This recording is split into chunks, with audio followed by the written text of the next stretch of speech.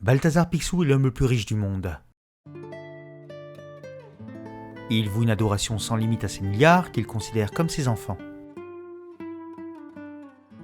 Il faut dire qu'il s'est donné beaucoup de mal pour les gagner, et surtout pour les garder. Si avancer dans la vie est une chose louable, clore certains dossiers passés pour permettre un meilleur cheminement vers l'avenir l'est également. Et cela exige parfois de retourner vers ses racines, pour croître encore plus grand, encore plus fort. Afin de découvrir ce passage de sa vie, je vous invite à présent à vous installer, à vous servir un petit thé vert, un match à la thé, voire même un petit verre d'eau pétillante si le cœur vous en dit.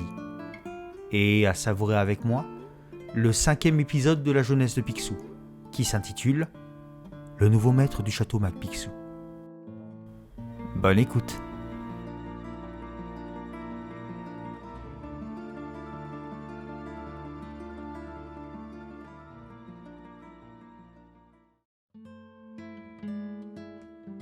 Après avoir presque acquis la mine de cuivre d'Anaconda, le jeune Balthazar termine son année de prospecteur au Montana avec un chèque de 10 000 $. Mais à présent, 5 ans après être parti faire fortune en Amérique, en vain, Balthazar revient en Écosse pour défendre le château des MacPicsou, Aldismal Downs.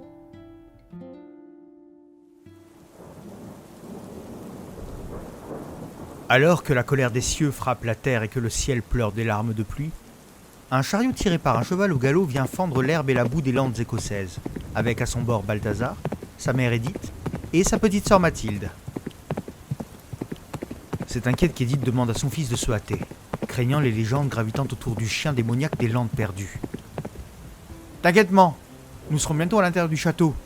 J'espère que Pa et oncle Jack sont toujours là, à résister aux Biscarville. » Sa mère lui confirme la présence des 2 hommes de la famille, plus celle de la benjamine de la fratrie, Hortense. Une affiche placardée sur une stèle attire alors son attention. La réverbération du soleil sur les plaines enneigées du Montana ayant en partie eu raison de sa vue, Balthazar tire des lorgnons de la poche de sa veste et marque un arrêt. « Attends, je cherche mes nouveaux lorgnons. » « Des lorgnons ?» fit Mathilde. Vente du manoir des MacPicsou pour non-règlement des impôts. Signé le shérif. Balthazar repart mais des coups de feu se font entendre. Sortant du château, Fergus, fusil à la main, tirait en l'air pour chasser des Biscarville des lieux, escorté de son frère Jack armé d'un râteau. « Le shérif aura raison de vous !» lança l'un des Biscarville. « Et nous brûlerons votre manoir pour étendre nos pâturages !» lança un autre. « Et vous finirez sur la paille, maudit MacPicsou !» reprit le premier. Un hurlement retentit alors. La benjamine de la famille surgit du château, balai à la main, prête à éliminer les importuns. « Je m'en vais les balayer, Pa !» La furie du clan des MacPicsou venait de faire une entrée tonitruante. « Hortense !» s'exclama Balthazar. « Balthazar, je termine mon ménage et j'arrive. » Les Biscarville ploient et fuient devant cette calamité faite femme. Pendant ce temps, Balthazar retrouve son père, Fergus, et son oncle Jack. Après de chaleureuses retrouvailles, Fergus mande son frère d'aller déposer son épouse et ses 2 filles en ville, tandis qu'il resterait au château avec son fils. Une fois seul, et abrité de la pluie, Fergus expose à Balthazar la terrible situation à laquelle le clan doit faire face. Si tu savais... Nos ancêtres se sont ruinés pour payer les imposants impôts du comté. Il ne nous reste plus rien pour régler les nôtres. Les Biscarville risquent de récupérer notre domaine. Balthazar sort de sa ceinture cachée le chèque que lui avait remis Marcus Daly contre la mine d'Anaconda. Je n'ai pas tout perdu aux Amériques, Pa. J'ai un peu d'argent. Mais après, nous n'aurons vraiment plus rien. Sauf mon premier sou. Pas si fétiche que ça, apparemment. Fiston! Tu sauves notre manoir ancestral! Malheureusement, la furie gardienne n'étant plus présente, 2 Biscarville trouvent le courage de s'introduire dans les lieux sans invitation préalable. Argus! S'exclama le père de Balthazar, en colère. Ouais, et accompagné du shérif qui vient chercher son dû. Moi, le shérif Fenton Biscarville, je vous ordonne de quitter les lieux, pour défaut de paiement. Quelle ne fut leur surprise lorsqu'ils virent le chèque brandi par Balthazar. « Diantre, c'est un vrai ?» dit Fenton. « Impossible. Un Mac Picsou avec de l'argent, ça n'existe pas. » Les fantômes non plus, ça n'existe pas. Et pourtant, certains en ont vu un. Il y a 6 ans. Et qui vous l'a dit? Le fantôme De Sir Duncan. C'était moi. Et ça a marché. Parce que tous les Biscarville sont des lâches. Se sentant insulté, Argus se saisit du gantelet de l'une des nombreuses armures exposées dans le bâtiment et souffleta Balthazar avec, avant d'invectiver l'ensemble du clan MacPicsou. Devant cette invitation au duel, Balthazar explose et accepte. Toutefois, ce défi lancé cachait un sombre dessein, celui de s'emparer, en douce, du chèque.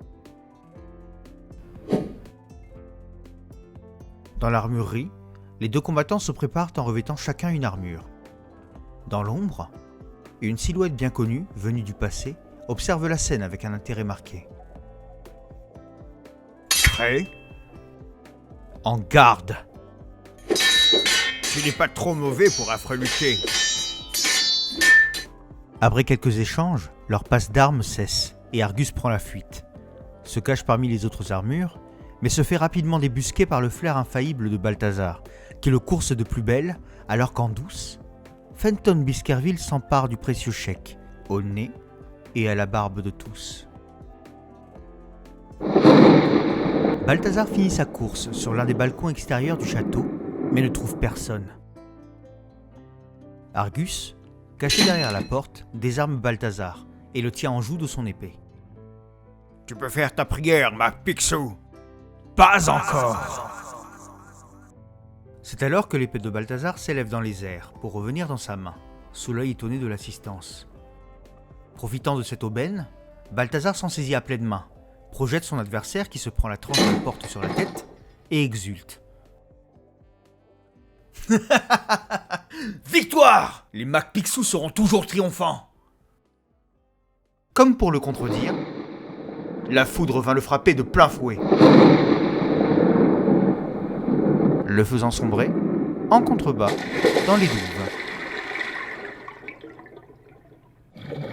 Sous le poids de son armure, il se retrouve inexorablement attiré vers le fond, avant de recevoir un pesant moellon sur le crâne. Que fais-tu là? Comment? Balthazar ouvre les yeux et, encore sonné, revoit un homme à la coupe au bol qu'il avait déjà croisé par le passé, il y a 6 ans de cela. Assis sur un nuage, il a du mal à saisir ce qui lui arrive. Ça ne devait pas se passer comme ça! C'est moi qui t'ai remis l'épée. Mais ne perdons pas de temps. Il faut réunir le conseil. Le conseil? Oui, celui de nos ancêtres.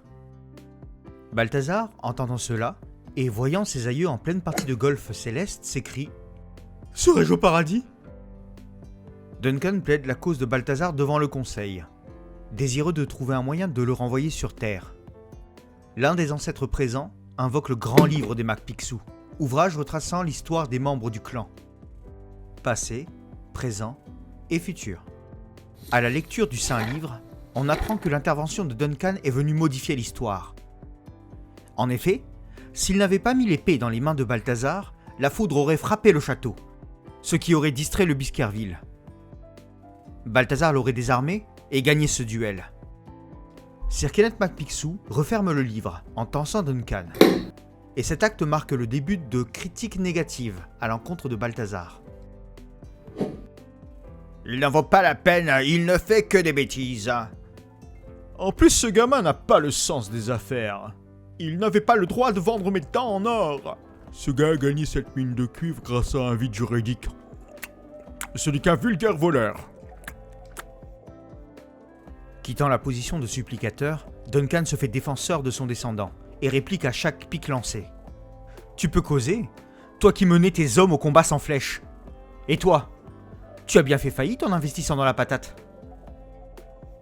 Dois-je te rappeler que Kenneth avait volé ses dents en or et qui est mort d'indigestion en pillant le garde-manger de Guillaume Ier, le lion d'Écosse. » Pris d'un examen de conscience, le conseil décide de voir ce que serait devenu Balthazar, s'il n'avait pas rejoint les cieux plus tôt que prévu. Étrange, un lieu nommé Donaldville, un bâtiment contenant 4000 mètres cubes d'argent ? Sûrement une erreur. Et c'est quoi ce neveu colérique ? Terrible. Il se fait toujours voler par une bande de gros masqués. Quelqu'un s'appelant 176-167 peut-il être aussi intelligent ? Et tu as vu avec quelle facilité les Biscarville ont volé son chèque ? Parmi les cancans, Duncan s'érige encore en rempart. Mais regardez, les exploits, les quêtes, les trésors, la célébrité, une richesse incommensurable. Ce gars deviendra le plus grand aventurier du monde. Malheureusement, ce plaidoyer ne fait pas mouche, et le conseil se désintéresse à nouveau de la question du renvoi de Balthazar sur Terre, les ancêtres préférant retourner vaquer à leurs occupations. Sir Emeric MacPicsou rejette l'ouvrage au sol, ouvrage qui retombe aux pieds de Balthazar dont le regard est attiré par une phrase en particulier. Hé ! Il aurait aussi été l'être le plus pingre de toute la planète. Grand bien lui en prie, puisque cette dernière lui vaut les ovations de l'ensemble de ses aïeux. Hurrah pour Balthazar, le nouveau maître du manoir MacPicsou. Nous le renvoyons sur Terre. Mais il devra sortir tout seul des douves. Puis Duncan glisse un dernier conseil à Balthazar. Si, ta vie ne tient qu'à un sou, Picsou. Un sou ? Oui, à toi de comprendre, gamin. Duncan retire le pan de nuage sur lequel se tenait Balthazar, qui retombe sous les encouragements de ses aïeux. Adieu, bonne chance ! Après une chute dantesque, Balthazar se réveille au fond de l'eau, cloué au sol par le poids de son armure, mais l'esprit alerte. Sans perdre une précieuse seconde, il fouille ses poches et trouve son premier sou. Avec, il parvient à dévisser son armure.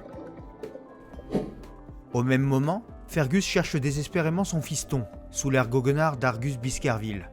Ce dernier se permet une pique à l'adresse du père inquiet et se dirige vers la sortie, en compagnie de son acolyte, mais une vision le fait redescendre des nuées.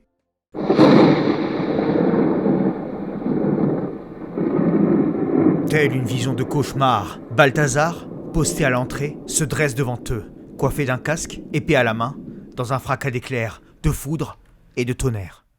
« Rendez-moi mon chèque !» Ces derniers s'exécutent et Balthazar envoie son père encaisser le chèque en veillant à tenir en joue les deux bandits. Après un long moment, Balthazar laisse les Biscarville repartir. Toutefois, Argus, bien moins scrupuleux que Fenton, nourrit des intentions peu louables à l'encontre de Balthazar. « Écoute, il nous reste une dernière chance. » Laquelle ? Attaquer la banque ? Non, puisque seul Balthazar peut encaisser le chèque, dit Argus en se saisissant d'une hallebarde étonnamment affûtée. « Tu ne veux tout de même pas l'éliminer ?» lui rétorque Fenton. « Si, lui répond-il d'un sourire carnassier, car Balthazar est le dernier du clan MacPicsou. » Ce qu'ignoraient ces pauvres airs, c'était que le château disposait encore d'une carte. Une carte spectrale. D'un coup, les têtes des générations précédentes des MacPicsou surgissent des murs. Oui, c'est le dernier d'une longue lignée. Et nous sommes tous fiers de lui. Un énorme cri parvient aux oreilles de Balthazar, escorté d'un gros fracas.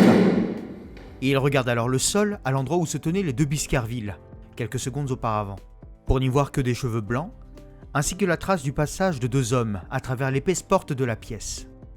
Parfois, je me demande si cet endroit n'est pas un peu hanté. Le jour se lève et trouve Balthazar admirant des hauteurs de l'édifice le domaine de ses ancêtres, sauvé des impôts. Son père arrive et lui apporte une bonne nouvelle. Les impôts sont payés et même en avance. Alors, je vais bientôt repartir pas. À présent, je suis certain qu'un immense destin m'attend. Je n'échouerai pas toujours. Bien sûr que non, lui répond Fergus. Tu trouveras l'or au pied de l'arc-en-ciel. Bien dit, pas. De l'or. Comme cette aube nouvelle qui se lève sur les landes perdues. C'est un présage. Je serai chercheur d'or. Et tu crois que tu vas en trouver ? Jusqu'ici, la chance n'a pas été de ton côté. J'essaierai encore et encore. Je n'abandonnerai jamais. Regarde derrière la lande, un autre présage, dit-il en pointant un arc-en-ciel qui se dessine sous ses yeux, surplombant la lande de mille feux. Et je me souviendrai pas. Il y aura toujours un autre arc-en-ciel.